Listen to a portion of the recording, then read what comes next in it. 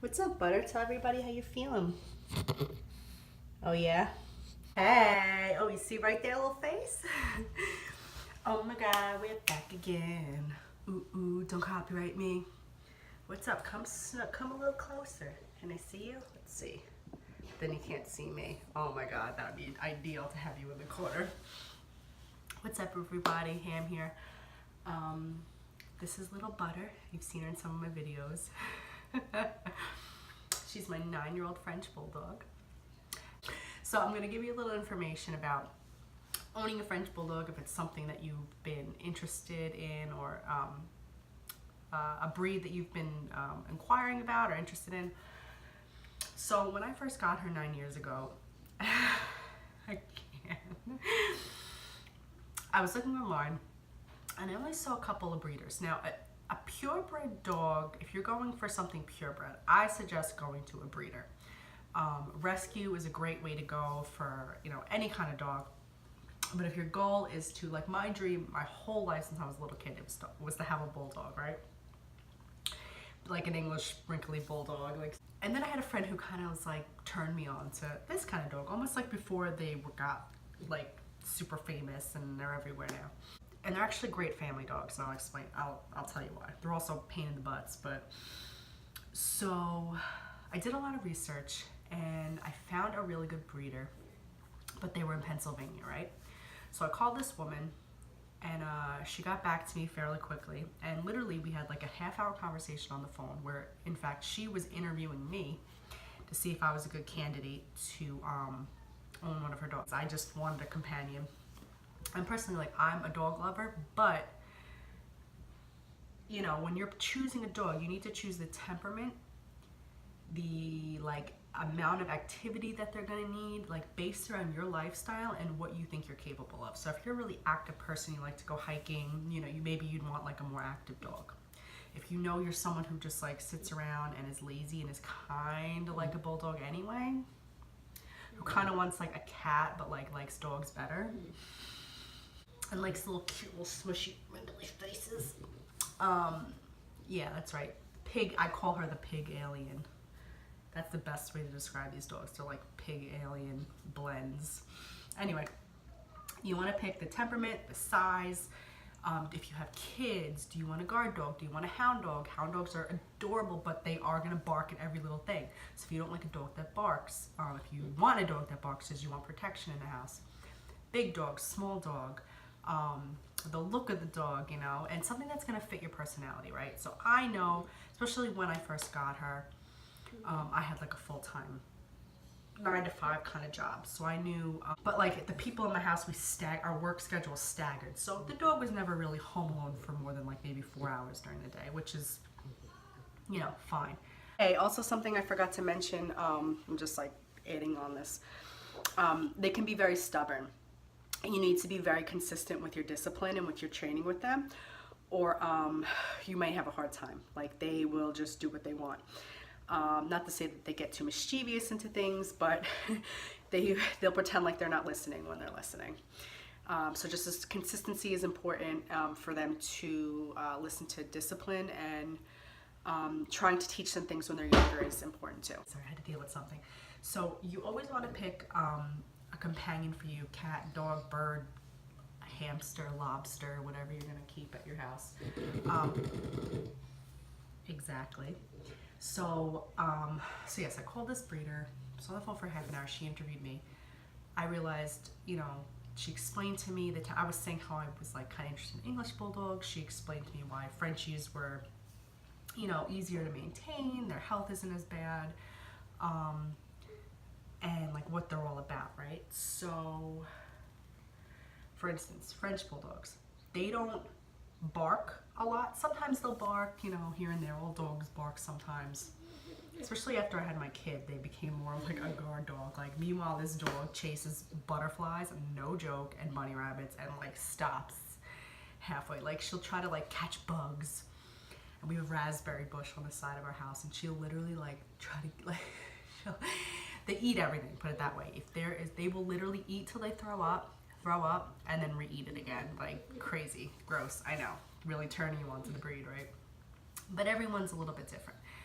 So for instance, Butter doesn't bark a lot, but you hear her?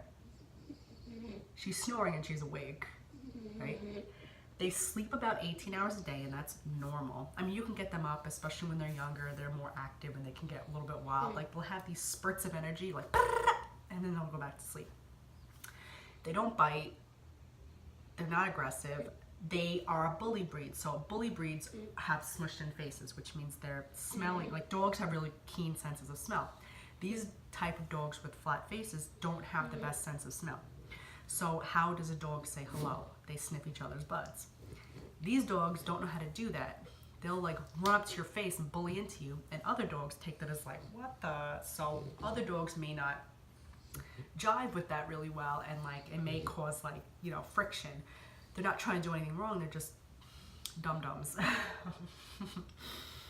And that's just like the way they act. So they're very docile for the most part.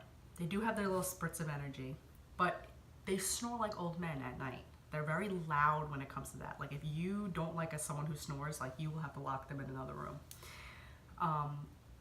They're known as like the clown dogs, and that's because they do the funniest stuff. Their temperament, just the way they are, the way they act is so goofy. It's kind of like how their bodies are made, I think. Like she doesn't have a neck. She's like Arnold Schwarzenegger. I call her like a paper towel roll with like a head stuck to it. They can't scratch their backs. They're like, you know, they do one of these. So flawed by design, but we love them anyway. So yeah, so they're actually like a lot of fun. Like I said, you hear it, right? She's about to go back to sleep. She's getting herself ready. Especially like mine's like a cream color, so white dog. Any white dog, cream colored dog is considered like albino. So they're always gonna have more like health problems necessarily. So skin can be something that happens to them. Their hips, you want to be careful with them running up and down flights of stairs. She does it anyway. I mean, she doesn't go up many steps that often, but I try to watch. We have these new hardwood floors that are a little slick, and it does worry me now that she's getting older. She like can't catch herself. Hi, baby. And like their ears, they have these bad ears that stick up, so water and stuff can always get into them. So she's like, I have to go. She's got one ear that's bothering her. They're luxurious. They want plush. If there is literally, I've said this before, like a square of toilet paper on the floor and nothing else, she'll sit on that because it's like softer than the floor. And skin problems, like I don't want to show you, but her whole side of her body, like they don't smell, but they have the capacity to get stinky if they end up having skin problems. But as long as you go to the vet, she hasn't cost me that much, like honestly. Like some dogs have like liver problems, all this kind of stuff. I find her ailments are more like sometimes she'll get an ear infection, or like, you know, sometimes she's got some skin issues going on, but nothing that is like broke the bank. I mean, we did have to do some blood work on her, and we found out she does have a thyroid problem now, just like her mama. Yeah, you. The females tend to be smaller than the males. I just prefer female dogs. I don't like red rockets in my house. Sorry to those who, I love male dogs, but like I can't deal with the penis. Sorry, that's me. Of anything, like I'm glad, you know, I don't know, I can't, TMI, I know, whatever. They're not very active, especially as they get older. So just making sure you're not overfeeding them. I feel like I kind of overfeed her. I gotta kind of watch her diet. She's so cute. You always want to just give her little treats. Shh. Very docile. Like I've never seen her like really snap at anybody. Some of my nieces and nephews are really young and will literally like claw at her eyes, and then she'll kind of like any animal. Like you don't grab their genitals or claw at their eyes. They're obviously gonna like kind of, you know, snap. But she doesn't have like a snout. She almost like when there's food stuck under the cabinet, she'll use her paw like a cat instead of using like, you know, her mouth, which is kind of funny. It's getting loud. So health-wise, really not that bad. Like, yes, they could have some hip things and skin and ear infections and things like that, but I didn't find it to be too overwhelming as far as like vet costs and things like that.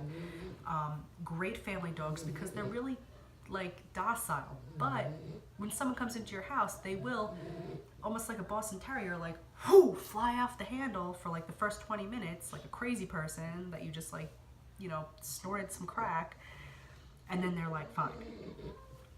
Weirdest thing, like they have these little bursts of energy. So, you know, you just have to like warn people, you know, to know them is to love them. If not, you put them, you know, away for a little while, whatever you do with your animals. She's not always as loud. It's like when they get nervous or something, like, oh, they're like, it's like she knows I'm sitting here, like, that's how they like communicate. They don't bark, but they literally just sound like snoring pigs all the time. Right? Oh, they have little wrinkles here too, so you do want to, like, especially when they're younger, I heard like putting apple cider vinegar in the water helps to alleviate, not get those tear stains. You know how like Cocker Spaniels sometimes get those tear stains, and some dogs do, especially with like a white dog. But when they're puppies, you want to do that. Yep. They sleep with the hung out. Really cute. So they're kind of like a fun, funny breed. I honestly recommend it to anyone, you know, if they're great apartment dogs. Like I said, if you're looking for like an active dog, they can be active, like they will go out and do things, but like hot heat, you gotta get, they can't breathe, like you gotta like get them in after a while. So if you're in like Southern California, like when I was living down there, we had to keep her in a lot.